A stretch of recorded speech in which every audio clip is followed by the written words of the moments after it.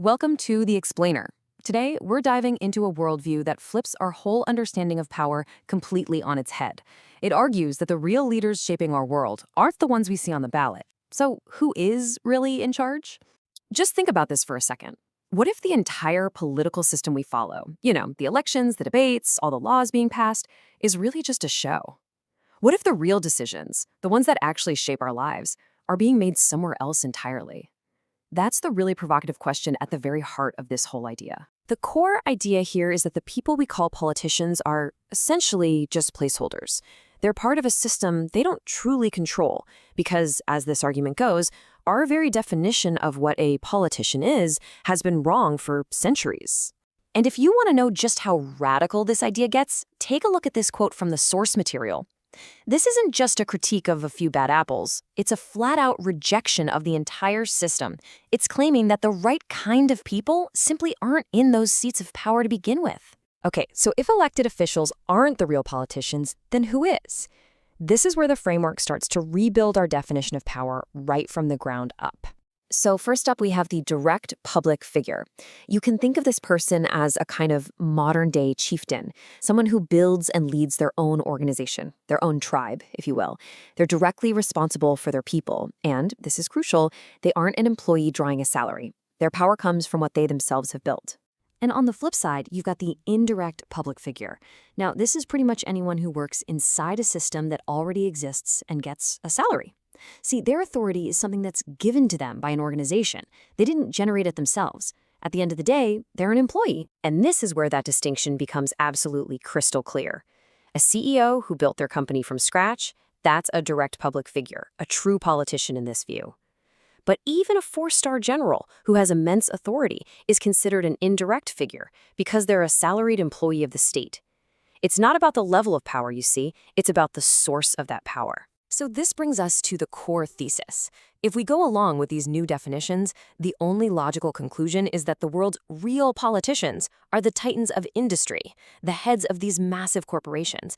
They're the modern-day chieftains, leading their own people and directly shaping our society. All right, so if CEOs are the new politicians, what's their role? Well, according to this worldview, it's got nothing to do with balancing budgets or debating local issues.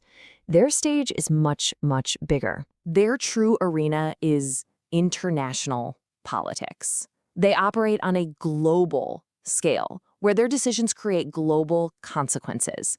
This framework argues that these corporate leaders should be the ones solving the world's biggest problems, from economic crises all the way to international conflicts. And to make this really concrete, the source uses the Russia-Ukraine conflict as a case study.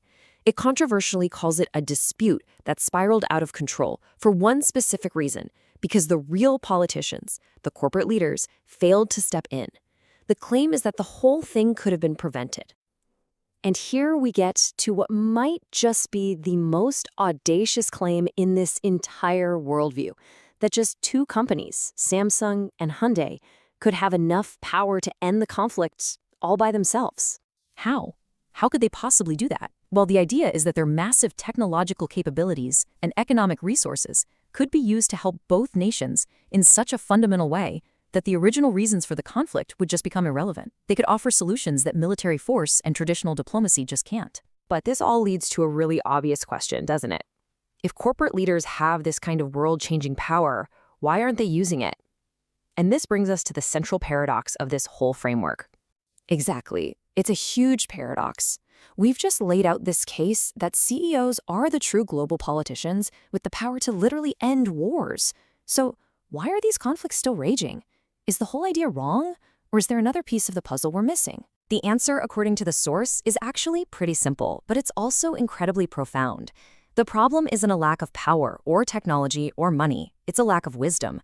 These leaders have the strength of a giant, but they just don't have the knowledge of how to use it for the good of all humanity. And this is where the argument takes a very distinct spiritual turn.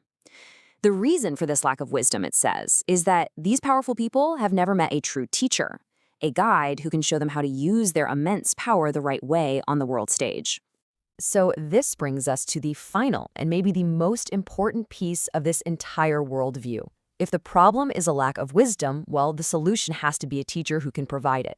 The missing link, this argument claims, is a spiritual master or a teacher, someone who can stand completely outside the chaos of politics and business to offer pure, unbiased guidance to the world's most powerful people. And then, in a truly stunning turn, the speaker in the source material makes a personal claim.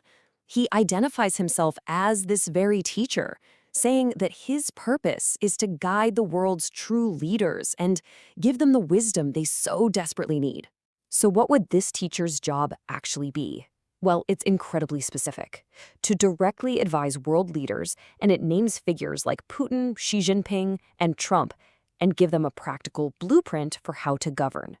The goal isn't to take their power, but to teach them how to use it wisely, to create peace. So, you might be wondering, what qualifies someone for a role like this? The source defines a true master as someone who is completely unattached to the material world. By having no property, no wealth, not even fixed personal thoughts, their wisdom is guaranteed to be pure and unbiased. That's what makes the guidance perfect. So we're left with this final, really provocative question. This worldview presents a kind of triangle of power. You have the immense practical power of corporations, the global stage of international politics, and the clarifying wisdom of a spiritual guide. What does a world run on that model even look like? It's a fascinating, and you have to admit, a deeply unconventional vision of how our world could be run.